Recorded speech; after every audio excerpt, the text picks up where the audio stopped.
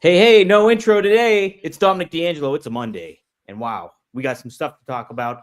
I'm here with Mr. Robert Karplus, WE Creative _ish. This is Rumor and Innuendo, by the way.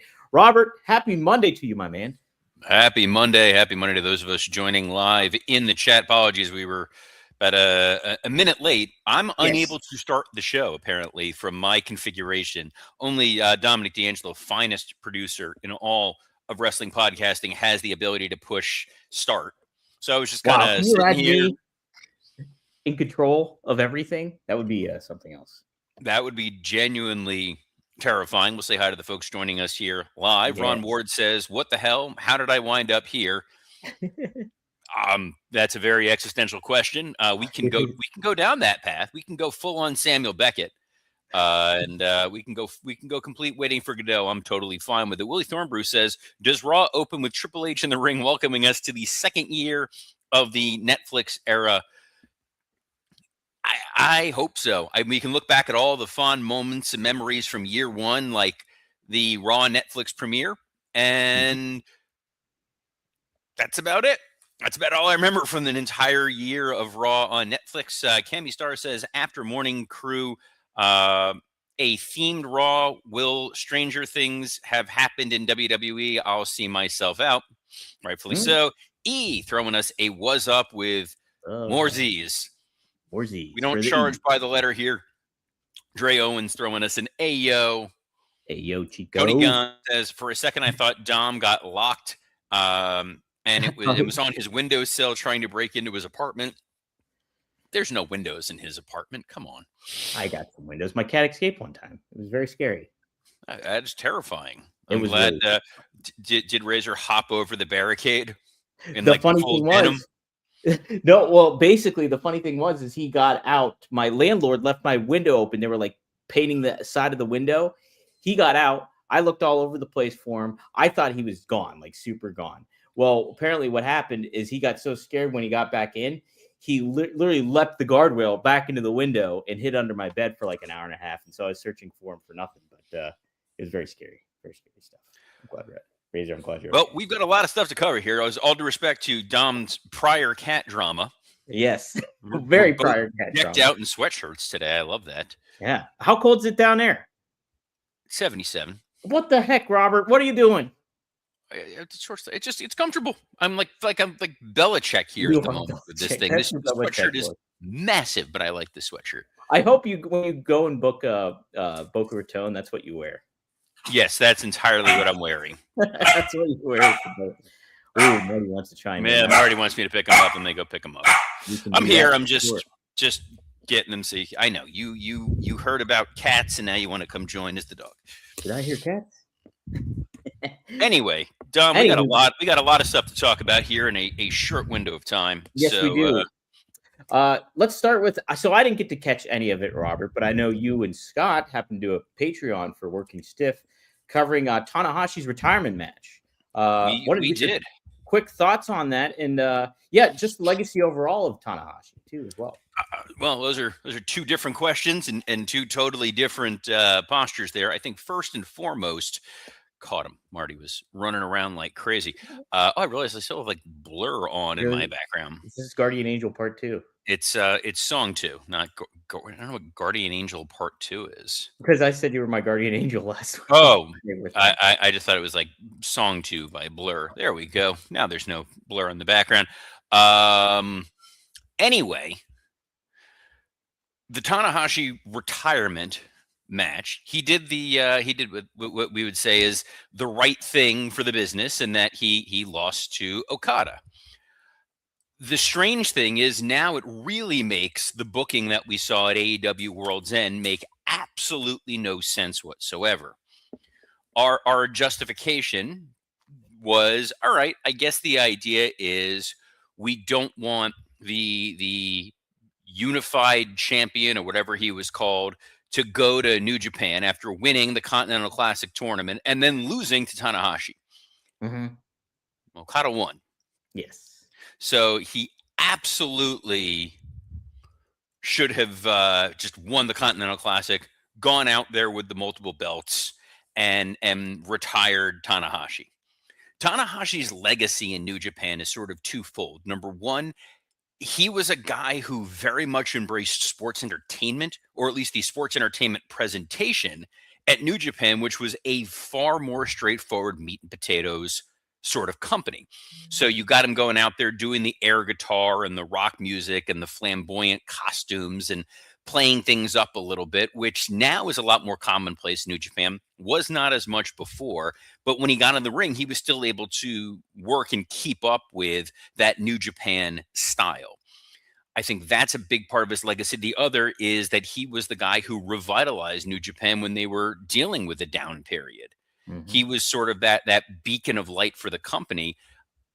In a lot of ways, people would parallel him to being the John Cena of New Japan. So much so, John Cena on his Instagram did post a Tanahashi picture, which is what Scott and I had predicted was going to wind up happening. It ended with him losing. Everybody was happy. Even Okada gave a pop. So Okada not only wins, he then basically has a babyface moment with him. So this makes this completely unusable, out of continuity. It's like trying to make sense of, and I'm going to go nerdy within nerdy. There's the trailer, the third trailer for the Avengers Doomsday movie came out. Oh, okay. In theaters, and it features the X-Men. Ooh. And it has Cyclops in his in-canon costume. But then people are trying to make sense. Well, how is this possible? And if you try to make sense of those X-Men movies, good luck. Good luck.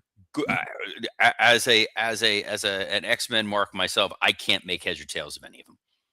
Yeah, but you try to explain, it's like, well, they died, but then they came back. But then some of them came back, but then they didn't come back. And then there was Logan, which ended it. But then it's out of continuity because of Deadpool and Wolverine. And then there's branches and da-da-da-da-da. It's strange. It's not Stranger Things, but it's strange. Are you a Stranger Things guy? I am. I just have not caught up on the new season at all yet. So good luck tonight on Raw then. I know. God. Oh man, I didn't even think about that. Well, they won't spoil it on there. They can't. They absolutely will spoil it, Dom. You've got 8 hours between now and then. You could make it through the latest season of Stranger Things. I guess I could. That's a lot of work. I would caution anyone who has not caught up, get caught up with season 5, the final season of Stranger Things, before Raw tonight, because I have a feeling that there's going to be a comment or two. There was a comment on SmackDown. Chelsea Green tried to get out of her women's U.S. title defense because she claimed that she was still reeling emotionally from watching the Stranger Things finale. Is that all they said though? Like, if they say something like, "Oh, I'm so like torn," or like if they don't spoil anything, I'm okay with it. I just you know what? I don't know. They might spoil something. They might give something away. I wouldn't risk it. The challenge I ran into was not being able to catch up with the Christmas episodes that they released prior to going away on my trip. So I basically just unplugged from the internet from December 23rd until we finished yesterday. Was it yesterday or Saturday? Whatever it was. And all of a sudden I turned on my my internet device and I was like, oh, we invaded Venezuela. What do you know? Crazy. So yeah, the only internet that I've been allowing myself or whatever has been within the wrestling sphere, and thankfully no one on any of the wrestling programs outright spoiled anything. It's very tough to avoid the spoiler stuff because even the algorithms on your phone, you try not to go on any of the websites or any of that. You accidentally scroll on the iPhone all the way to the left, and you get like the news feeds, and then it's like shocking whatever. I'm like, damn it. I don't want to know any of these IGN things. Potentially spoiled a little bit of it for me already. I was just they're on my Facebook and they said something. I was like, "What the hell? What the hell, IGN? What the hell, bruh?" Well, bruh, it's the first Raw of 2026. Yes. First SmackDown 2026 was on Friday. I don't know if you caught any of that, Mr. D. I happen to not actually. Special was supposed to be on the show, but he actually didn't make the cut, Robert. You did not probably see him. I was going to ask about that. So I don't know if we're allowed to divulge such probably not secret information. Then I don't want to. Then never mind. Yes. kayfabe within kayfabe here. That's why I tread lightly. But fantastic 3-hour episode of SmackDown.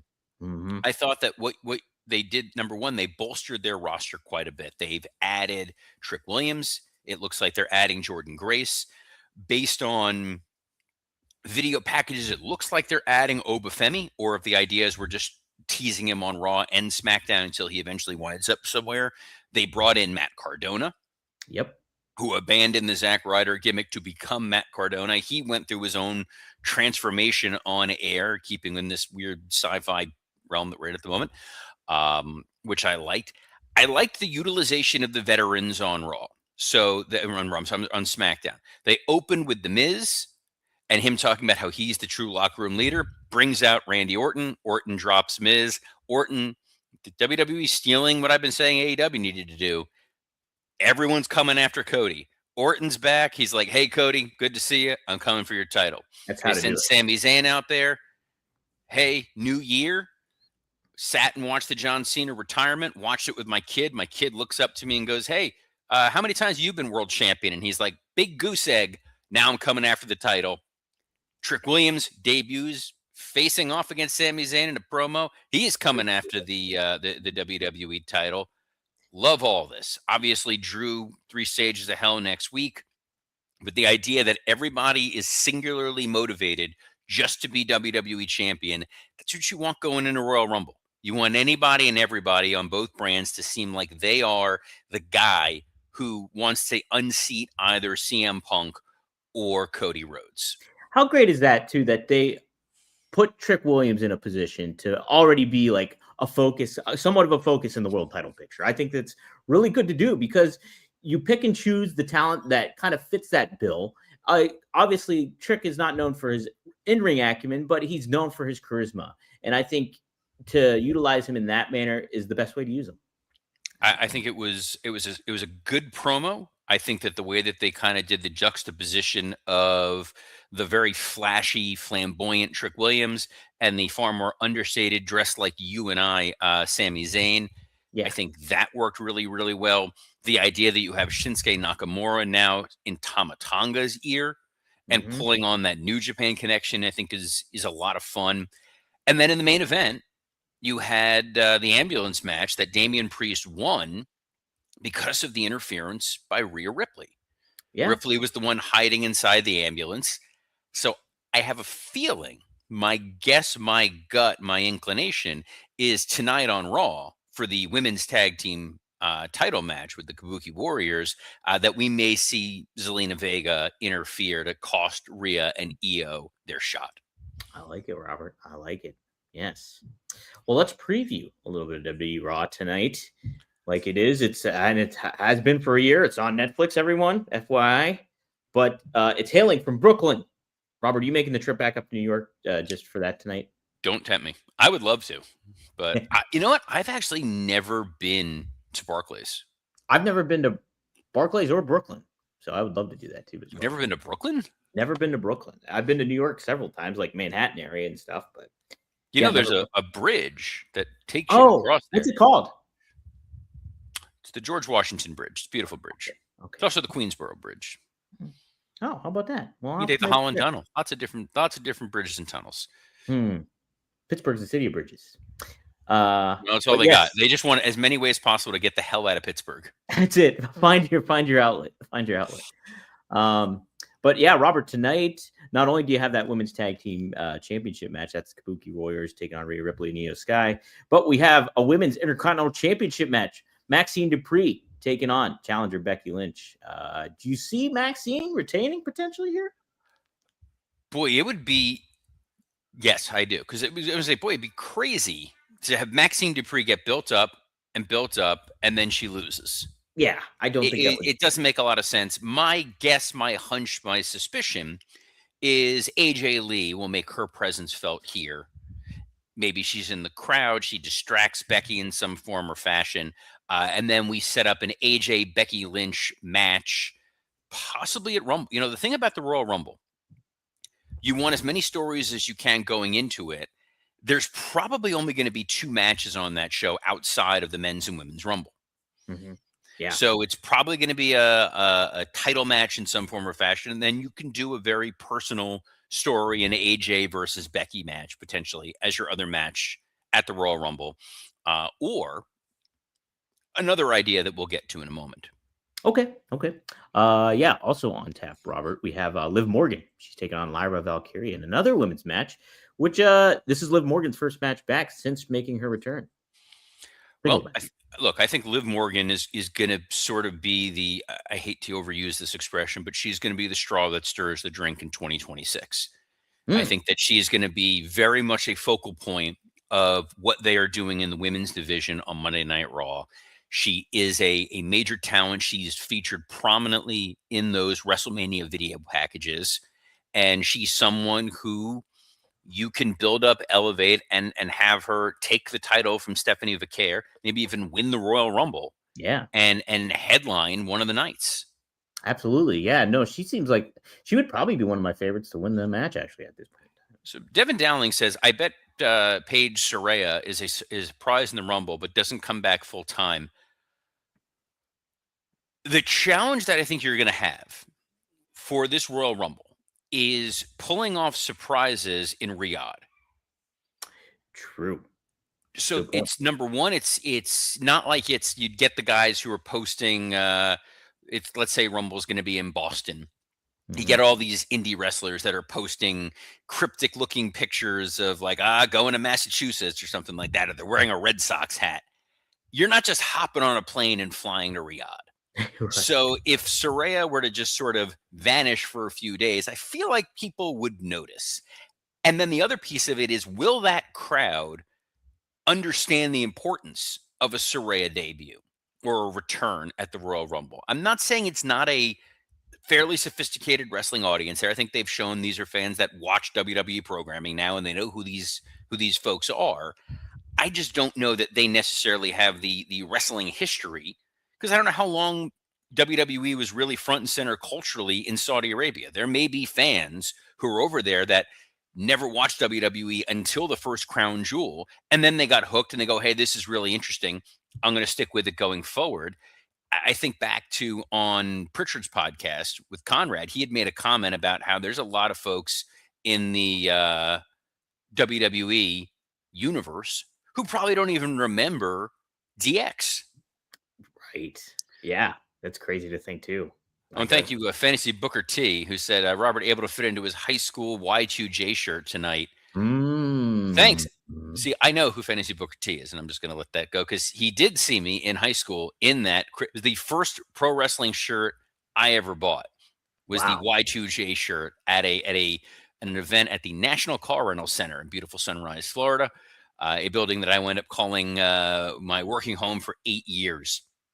But, do you still have that Y2J shirt, Robert? I don't know where the hell that shirt. I had 3 wrestling shirts in that I got going to wrestling shows. I had the Y2J shirt. I had that. It was ugly as sin. The Edge and Christian yellow shirt. Yeah, I think I remember that one. I'm thinking it's not the Star Sprite thing one, is it? No, it was one of their early, like when they were devious heels.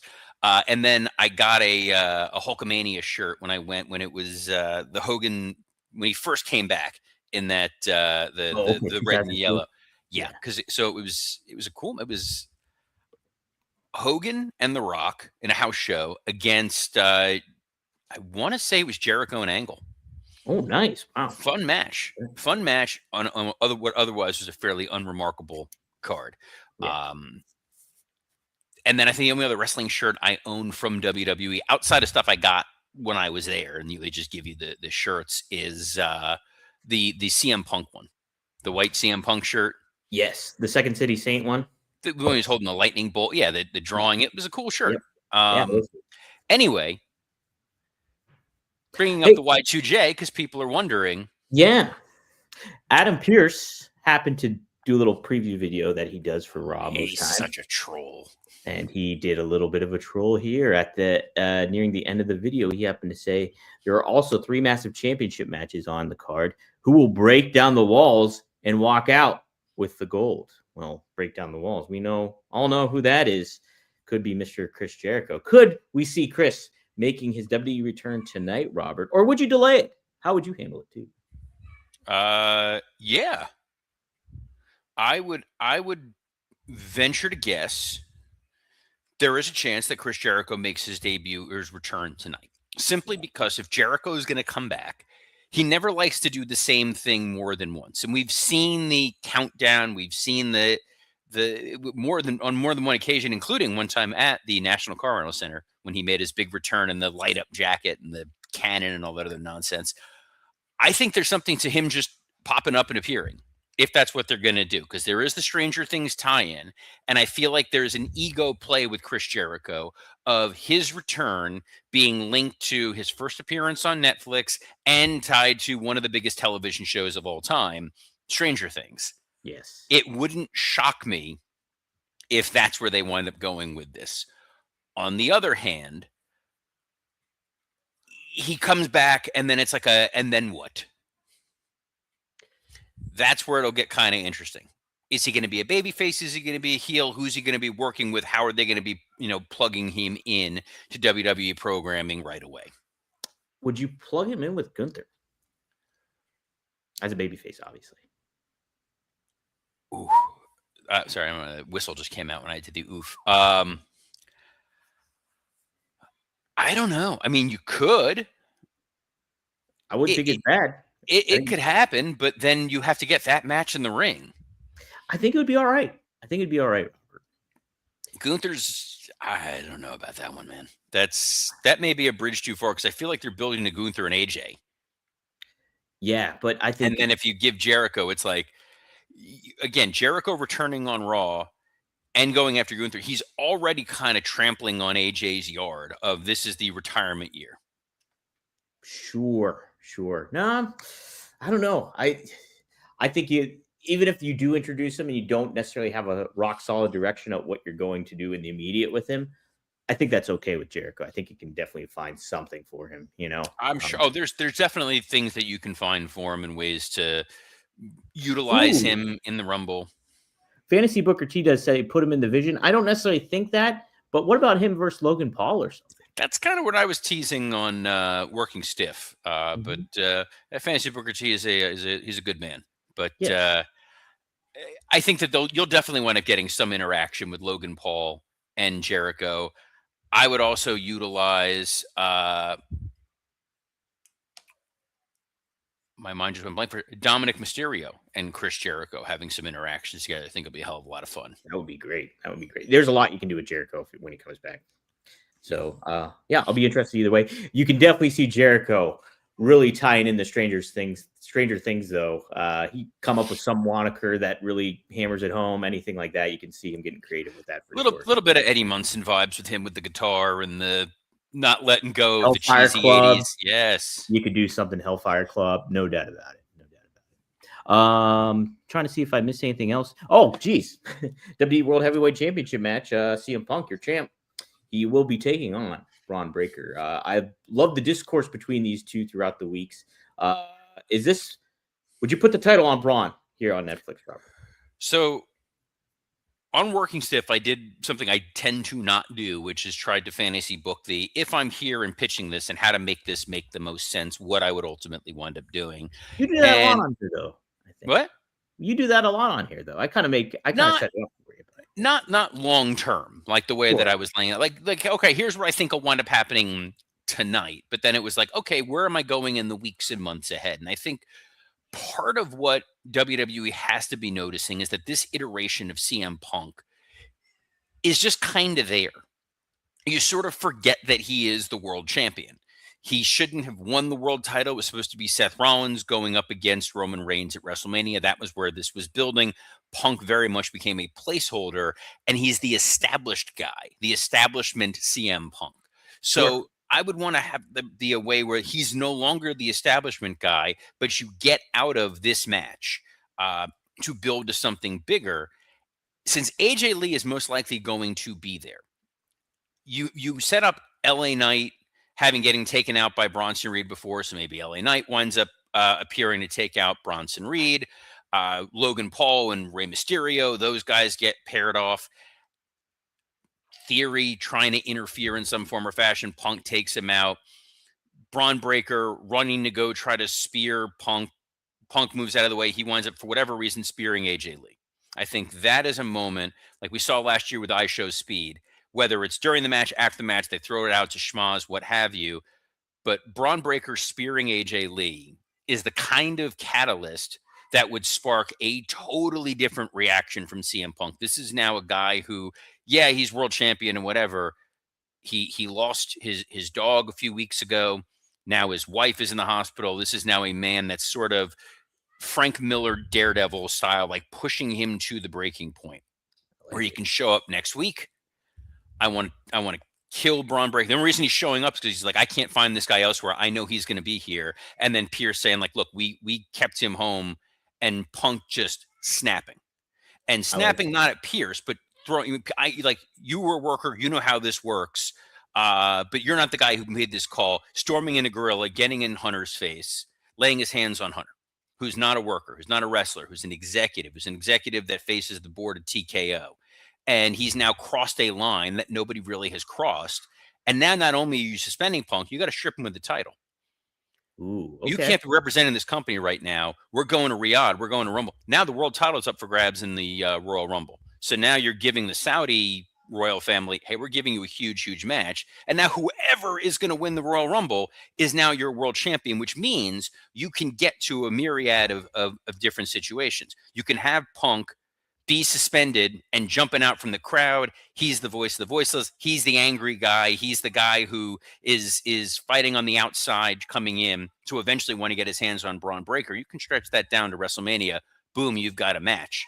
Cody's defending his world title, his WWE title, against probably Roman Reigns. So the world heavyweight title match could very easily be winner of the Rumble is Gunther, and then he gets his match against Brock Lesnar. And now you've got 3 big matches at WrestleMania instead of just 2.